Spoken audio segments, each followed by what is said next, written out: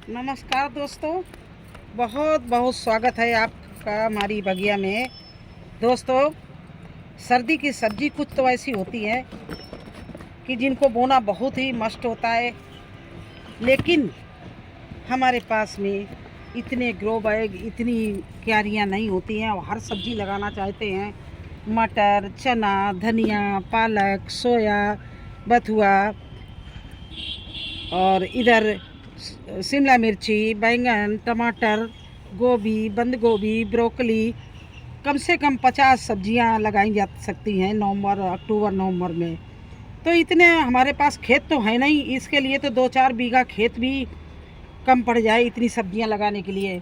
और हम लोगों को खुशी भी होती है जब हमें हार्वेस्टिंग मिलती है। तो फ्रेंड्स, आज आपको इसका भी हम उपाय बता रहे हैं।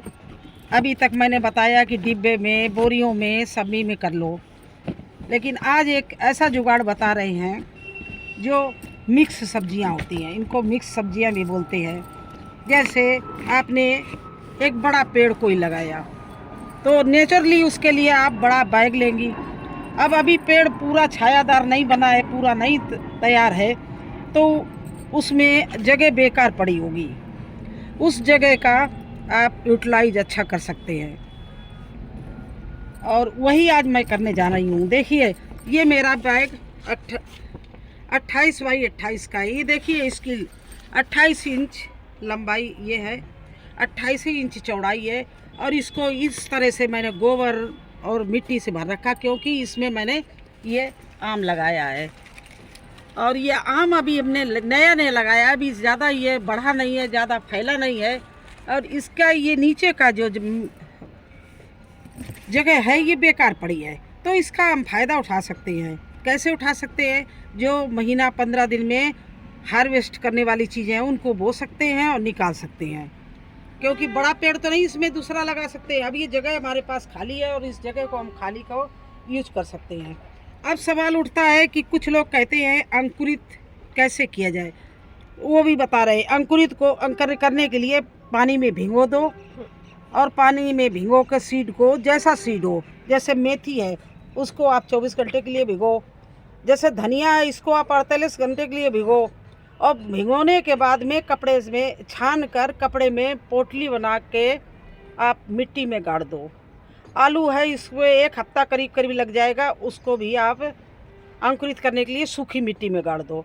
तो ये धनिया ये किस लिए गाड़ा? क्योंकि अंकुरित चीज़ अगर हम लगाएंगे तो ना तो सड़ेगी और ना ख़राब होगी, और बहुत जल्दी निकल आएगा, आधे समय में निकल आती है। तो आज ये हमने धनिया अंकुरित की है, इसमें 8 दिन करीब हो गए हैं, और ये धनिया में सभी में अंकुर निकलने लगा है, लेकिन अभी बाहर नहीं आया, सब अंकुर चमकने लगा है, निकलने लगा है। तो हमने सोचा चलिए आज मैं धनिया ही बो दूँ। और अंकुरित करने का रीज़न भी बता दूँ। एक किसी ने मेरे से पूछा था, उनका नाम तो नहीं मुझे ध्यान है, मेरे से प्रश्न किया है, क्या मेथी अंकुरित करके ही लगाऊं या ऐसे भी लगा सकते हैं? तो बिल्कुल आप लोग लगा सकते हो, बस थोड़ा टाइम लगेगा। अंकुरित चीज़ 3 दिन में निकल आएगी, तो ये 6 दिन लेगा। अब ये धनिया हम अंकुरित करके लगा रहे हैं, तो ये हमारी धनिया 5-6 दिन में निकल आएगी। नहीं अंकुरित करके लगाते तो धनिया में सबसे ज़्यादा टाइम लगता है, कम से कम 10 दिन। सरसों और पालक ये तीसरे दिन ही निकल आती है, मेथी भी तीसरे दिन निकल आती है, लेकिन धनिया और गाजर ये इनको टाइम लगता है। मूली भी जल्दी निकल आती है। इनको अगर नहीं भी अंकुरित करोगे तो ये निकल आएगी। धनिया इसलिए अंकुरित करते हैं कि धनिया बहुत टाइम लेती है, और उसको लेने के लिए इतना ना टाइम लगे, इसलिए अंकुरित की जाती है। अंकुरित करने का मैंने एक वीडियो भी डाला है कि पानी में भिगो के, कपड़े में बांध के, पोटली बांध के मिट्टी में दबा दो, और उस तरह से अंकुरित हो जाती है। तो चाहे इस तरह से मैंने छितरा के इसमें धनिया बो दी, और इस तरह से ऊपर से मैं इसमें मिट्टी डाले दे रही हूँ, धनिया को दबाए दे रही हूँ।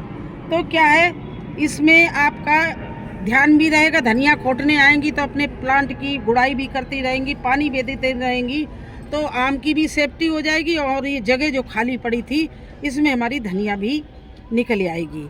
तो इस तरह से आप धनिया और पालक, मेथी जो बड़े ग्रो बैग हैं उसमें डाल के आप बो सकते हैं। और ये क्या है कि जब तक आपका पेड़ बड़ा नहीं होता है तो ये छोटी चीज़ें जो है वो निकलती रहेंगी और आप हार्वेस्टिंग करते रहना। और ये देखिए ये मिट्टी भी कितनी अच्छी है। इसके लिए आम के लिए गोबर की खाद बहुत अच्छी होती है, तो इसमें बहुत हमने गोबर की खाद डाली हुई है। और इसी में हम धनिया बो दे रहे, तो हमने अब धनिया बोते समय कोई भी खाद नहीं डाली, क्योंकि ऑलरेडी इस आम के पेड़ में मैंने इतनी ज़्यादा खाद डाल रखी है। तो इसी मिट्टी में धनिया बोने में बहुत अच्छी धनिया निकलेगी और हमारा ये जगह भी हमें मिल जाएगी, अच्छी जगह मिल रही है तो धनिया काफ़ी अच्छी मिलेगी इसमें। तो यही आज मुझे करना था। मैंने सोचा कि चलिए आपको बताते हैं कि धनिया अगर आपके पास जगह नहीं है तो मिक्स सब्जियां आप लगा दीजिए धनिया के साथ। ये पेड़ में जहाँ जहाँ आपके सिंगल जैसे सैतूत का हो, आपका ये आम का हो, या हमारा ये एप्पल का पेड़ हो, तो इन चीज़ों में ये अभी बड़े नहीं जब तक हैं तब तक आप दूसरी चीज़ इसमें बो सकते हो और अच्छे से हार्वेस्टिंग कर सकते हो। तो ये मेरी जानकारी। अब ये देखिए ये भी मेरा 28 बाई 28 का बैग है और इसमें हमने लगा रखा है सैतूत। तो अब ये जगह नीचे देखिए कितनी ज़्यादा इस एरिया है यहाँ पर। तो अब इसका मैं इस एरिया खाली पड़ी, इसका मैं फ़ायदा उठाऊंगी और इस मिट्टी से मैं इस तरह से इसमें लाइन बनाऊंगी। देखिए इस तरह से इस मिट्टी से मैंने ये मेड़ सी बना दी और इससे हमारे सैतूत का कुछ भी नहीं बिगड़ेगा। लेकिन मुझे साथ में जब तक ये सैतूत दोबारा आएगा, अभी तो पतझड़ होगी और अब सैतूत आने वाला नहीं, बाद में आएगा। तो इस जगह में मैंने मेड़ बना दी। मेड़ बना के मैं इसमें ये देखिए ये मूली के दाना है और इसमें हम मूली बोए दे रहे हैं इस तरह से आधा इंच का गड्ढा करके। ये देखिए तो इसको बोलते हैं मिक्स सब्जी। हम सारी मिक्स सब्जियां बो देते हैं जिससे हमारी जगह भी सही बनी रहे, खाद पानी इसमें लगता रहे और दूसरी बात है मुझे ये फसल भी मिलती रहे। और ये जगह खाली पड़ी, इसमें हम और दूसरा पेड़ नहीं लगा सकते हैं, कुछ बुआई नहीं कर सकते हैं। तो इस तरह से मूली, गाजर, धनिया बीच बीच में लगा सकते हैं। ये देखिए इसमें इधर भी जगह है, मैं इधर भी इसी तरह से इसकी गुड़ाई करके ये मिट्टी को पोला, बिल्कुल भुरभुरी पोला बना के और ये मेड़ बना ली। और ये पत्ते मैंने इस साइड में डाल दिए और इस साइड में ये जो ऊंचाई की मेड़ बना दी। अब इसमें हम मूली लगा रहे हैं। ये देखिए ये मूली के सीड जो बचे हैं इस साइड में भी मैं डाल दे रही हूँ और इस तरह से ये दाने मैंने इस तरफ भी लगा दिए और इस तरफ भी लगा दिए। ऊपर से ये पत्ते डाल दिए हैं कि ये अपने आप इनसे अच्छे से ये जर्मिनेशन हो जाएगा। थोड़ा ढक दिया है और पत्ते तोड़ के इसी तरह से ये बेल मैंने तोरई की उखाड़ी है तो इसके पत्ते तोड़ के मैं इधर भी ऊपर से डाले दे रही हूँ, जिससे थोड़ा सा इस तरह से ढाके दे रही हूँ 2-3 दिन के लिए। तो अच्छे से निकल आएंगे, इसमें जर्मिनेशन बहुत अच्छा होगा। ढकी होगी पत्ते से, घास से ढकने से और भी अच्छा जर्मिनेशन होता है। और जब हमारी मूली निकल आएगी तब ये पत्ते मैं हटा लूँगी। तब तक के लिए इस तरह से पत्तों से ये मूली ढक दिया। अब चींटी भी कोई नहीं खा पाएगी, न कोई चिड़िया और हमारे सीड को ख़राब नुकसान पहुँचाएगी। और इस तरह से मैं कर लूँगी। लेकिन हाँ, एक सवाल जो था उसका उत्तर ज़रूर दे रहे हैं कि जर्मिनेशन इसलिए किया जाता है, अंकुरित इसलिए किया जाता है कि जर्मिनेशन बहुत जल्दी हो जाए। और अंकुरित करने के हमने तरीके भी बता दिए हैं और फ़ायदा भी बता दिया। फ़ायदा ये है कि जैसे हर दाना निकल आएगा और जल्दी निकल आएगा। और तरीका ये है कि पानी में भिगो के 24 घंटे के लिए पानी में भिगो के कोई भी सीड रख दो। इसके बाद में हार्ड जो हार्ड छिलके वाला है उसको आप 6-7 दिन के लिए पोटली में बांध के कहीं या तो ऊनी कपड़े में लपेट के रख दो, या पत्ते में लपेट रख दो, या पोटली बना के मिट्टी में गाड़ दो।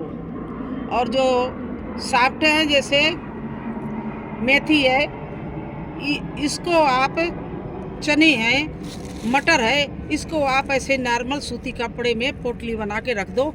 ये 24 घंटा पानी में रहेगा और 24 घंटा बाहर रहेगा, 48 घंटे में अंकुरित हो जाएगा।